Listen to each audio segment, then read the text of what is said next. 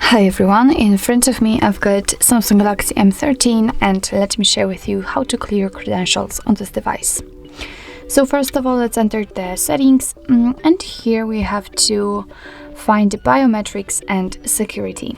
Now let's scroll down in order to find other security settings, and here, as you can see, we've got whole section which is connected with the credential storage, and almost at the very bottom of it we've got clear credentials. So let's enter. Now let's tap on OK. If you've got any kind of screen lock currently set, you will have to enter it in order to confirm the whole step. And as you can see, we've got the information that the credential storage has been erased successfully. So actually, this is it. This is how to remove credentials in your Samsung Galaxy M13. Thank you so much for watching. I hope that this video was helpful, and if it was, please hit the subscribe button and leave the thumbs up.